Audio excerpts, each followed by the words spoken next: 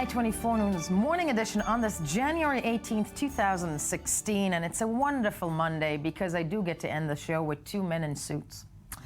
I will get a laugh out of you, Yoav. But one of them is I-24 News sports analyst Yoav Borovich, the man who breathes and lives and knows everything that I don't. What do we need to know about in the world of sports? Big news out of the BBC, actually. Okay. You know, they came up with a very big story yesterday about... Contain yourself. Yes. About 16 tennis players in the top 50 in the world within the last decade who were investigated for match fixing. No. Yes, this is... There too? No, I'm not talking... No. Okay. We're seeing pictures of great tennis players who are not under we're investigation. not suspected. And we don't know the names yet, but we're not concluding that those players were investigated. Of course not. Of course not. But just amazing that so many top-ranked tennis players were under investigation for match fixing, because it's part of just... Is nothing clean, Yoav? It's like nothing is clean. Nothing. You just said it. Nothing is clean. We should not assume that things are clean in sports. When we watch sports and we enjoy sports, we should not think that this is clean. And this investigation, for example, when they say top tennis players fixing matches, what we're talking about? It's the investigation. We're talking about the last decade, and we're talking about gambling rings in Russia, in Italy, in Asia. We're talking major dollars. We're talking millions and millions that are offered for players to do all sorts of mistakes, all sorts of things. All of them driving a Volkswagen. I'm sorry. And just, you know, and the fact that even, you know, there was investigation is good news to some extent, but we should not conclude that most of the players who did wrong, who match fixed, you know, will be punished, because we know it doesn't happen. We have somebody reacting to this. Let's listen to the head of the ATP, the World Tennis Organization. And his reaction to this investigation. Let's have a listen. The Tennis Integrity Unit and the tennis authorities absolutely reject any suggestion that evidence of match fixing has been suppressed for any reason or isn't being thoroughly investigated. And while the BBC and BuzzFeed reports mainly refer to events from about 10 years ago, we will investigate any new information, and we always do. So this comes about from a BBC and a BuzzFeed investigation? Yes, and you know the fact of the matter, you know, the president of the ATP says that they always investigate, but we know that the fact of the matter is that for those people, for the people running those organizations, those very successful organizations, it is not even in their best interest to come and tell the world, we have doping, we have match fixing. In fact, if they catch things, it's better for them to keep it quiet, to keep it under the radar, because they know if it goes out and they publicize the punishments, the sports goes down, and we're talking millions and multi-millions of dollars. And you know, it's not even in their interest to fully investigate and to know the whole truth and to punish those who should be punished. It's a very, very, very dirty business. Yeah, you depressed me right now. That it's also in tennis, that it's also, I mean, it's just across the board. Yes, it's across the board. We have it in football. Let's move now to athletics. You know, Please. let's move to another form of cheating, and now we're talking doping. And you know, Russia, which is an athletic empire, for years and years and years, all their athletes basically were, you know, drugged. And we're not talking Soviet era. We're talking now modern Russia, and they won't be part of the Rio Olympic Games. Completely. That's it. Yeah. We're thinking that's where it's heading. Most probably they'll be suspended, which is actually, you know, good news in terms of, you know, like trying to clean up the sport. But obviously, there will be Russian athletes who did no wrong whatsoever, young athletes who will be paying the price. And go explain this. You know, why should they not be on the Olympic Games? Because other people from their country cheated 2 years ago, 5 years ago, doesn't matter.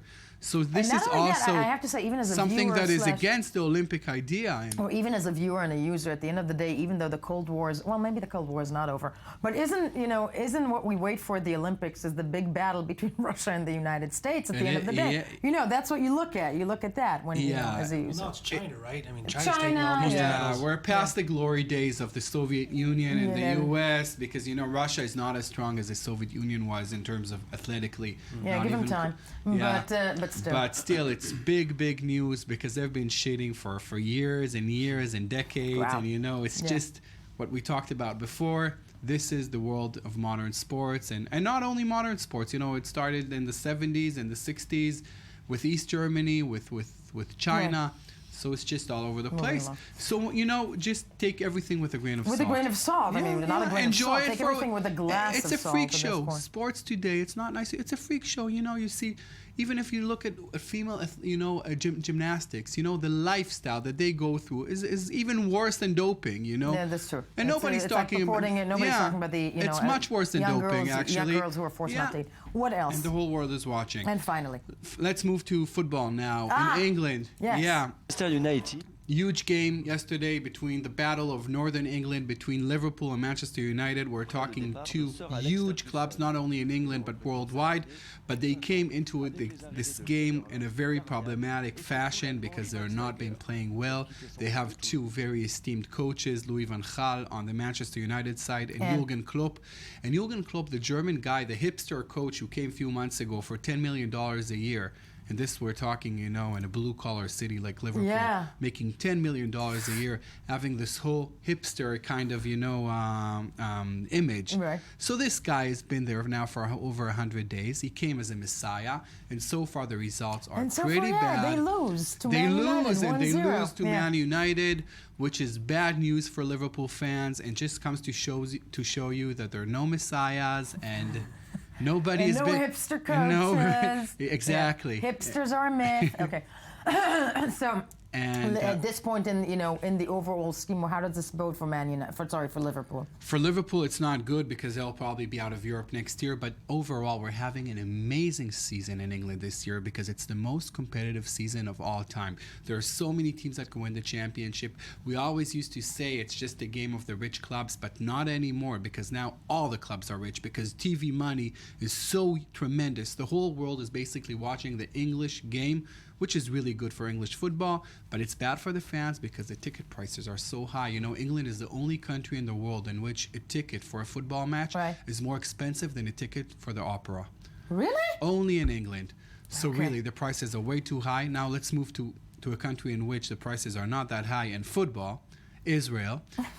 And going again to the issue of coaches, we have a very famous Israeli coach, Eli Gutman, who just actually finished coaching the Israeli national team a few months ago, completely failed. But before failing as the Israeli coach, he was a very big success. We see here images as the coach of Hapoel Tel Aviv. He won the championship, he won the cup, he became a legendary coach. Now he's coming back. But you would think, okay, he's coming back, he'll be coaching the team. But no, there was another coach. They don't want to fire the previous coach. So they put Eli Gutman in the stands. They put another coach on the field. What do you think the results are? What are the results? The results are terrible. Everybody is unhappy. Hapoel fans are concerned that after decades and decades, it will be relegated to the second division. Just a very big story in Israeli sports. No, very big. And I want to say though that that the mess in British football, or the story there is about money, whatnot. You discuss Israeli football, and it sounds like a family feud over the Passover dinner table. It is. It's low. In many ways, and we're like low life football. Minutia football. Okay, I'm locking you in studio because all that enthusiasm and great energy leads us straight to Ami Kaufman and the Spiral Viral. Yes. That is the web review. All right. To kick the week off. Let's get this started. Yes. We're talking about Snoop Dogg. Oh, I always like talking about I like Snoop Dogg. I like the way he talks, like the way he sings, like the way he raps. You want to be Snoop Dogg. I want to be Snoop Dogg. Yeah. I guess constantly high. Now, Snoop Dogg was recently on the Jimmy Kimmel show, and what they did is he narrated this show. It's a very popular documentary in the States called Planet Earth. It's like this nature show. It's really, really popular. It gets a lot of ratings. Right. But he said, okay, let's see how it sounds when Snoop Dogg narrates a nature show. It's kind of funny. Do we have this? Of course. Of course. Snoop Dogg narrating a Discovery show. There we go. These are beavers. Oh, look like, oh my God, that's a crocodile. That's Wally Gator. Look how they stand up on their toes like, hey, cuz, we got to get up out of here, cuz. Come on. He got them cornered right now. Oh, wow. Were they going head up with him? They ain't scared of him. What is these animals? Them the ones that eat snakes, son. Is them mongooses? Oh, wow. I want to say, let's face it, because what you want to do, you know, for those of you, I don't know myself, but for those of you who smoke pot, what you want to do is watch a nature movie. True. That's yes. what you do, right? As we hear from other people, not us. But is to watch a nature movie and go, I'm glad you brought it. Yeah. Big crocodile. Big crocodile. Really big crocodile. Let's run out. Let's get out of here. Okay. And, yes. Speaking of pot and getting high, sometimes a lot of people, you know, when they get high and they get the munchies, one of the things that we want to do in the States, oh, of course not, is eat a taco. Thank God now, as you can see, there is now a new diet called the Taco Cleanse. This is a real thing. There's a book called the Taco Cleanse. The Taco Cleanse. Now, it's not exactly, it's eating a taco for breakfast, it's eating a taco for lunch, and it's eating a taco. How is that cleansing unless you throw up afterwards? Okay. Well, shall I read you what the book says about that? It says a taco consumed within 3 hours of waking, colloquially called a breakfast taco, has been anecdotally proven to erase the ill effects of the previous night's toxic indulgence, be that, I guess, alcohol or I would just say, yeah. A midday taco frequently results in more positive physical effects, and it goes on and talks about how just eating tacos is really good for you. It cleanses you. Not necessarily means you will lose weight, though. But you'll feel better with this taco. I think it will comfort you. Yes. It will comfort you. Okay. This is something that I will definitely try, by the way. I'm trying today. Yael, I want to give you the Instagram account that you must now follow. It is the only Instagram account you must follow. Okay. It is the one and only Instagram account. Ta-da! It is called Hot Dudes with Kittens. Yes! I'll just let the pictures Hallelujah. Okay. speak for themselves. Hot and we'll just, dudes with yeah, I don't know who's prettier.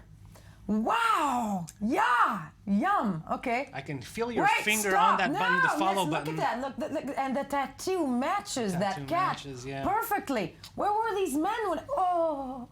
See, that is a guy who you want to have children with.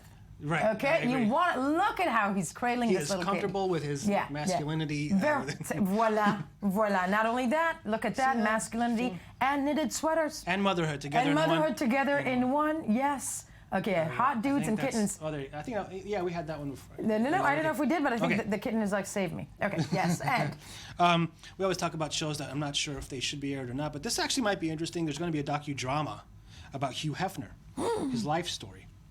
This is all reminding people he's still alive. Yeah, he's still alive. Yeah. He's 89 years old. I think it's interesting because it's happening now. We're hearing a lot about how he's selling his mansion now for $200 million. The idea is, by the way, that he will continue to live in the mansion as, I guess, a renter or whatever you call it, but selling the mansion for $200 million. I mean, would you, if you buy the Hugh Hefner mansion, you want him living in it. Otherwise, what's the point? You don't want to take him out, right? No. You want to live with Hugh Hefner in You want to live with him? You want to buy it and live? Okay, that's an interesting thought. I got to say, otherwise, what's the appeal of that mansion? That's a good point. Okay, yes. And? Okay, this is a video that's going viral. It's a woman who kind of, holding her phone as she found out that the man that she loved for many years, now on Facebook, she sees him and finds out that, she has this beautiful model girlfriend. And as you can see from the headline, this woman is pretty much all of us as we see people that we've seen on Facebook in the past. Right. Her crying and giggling is kind of addictive, and you really feel for her. Let's just let's take a look at what social media has done to us. Yes. The boy that I was in love with in high school has a girlfriend. I just found out on Facebook and she's so pretty.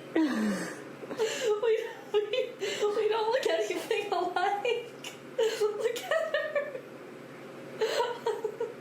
her. It's like her skin is made of silk that has little sun rays woven into it. I'm sure she's a really nice person.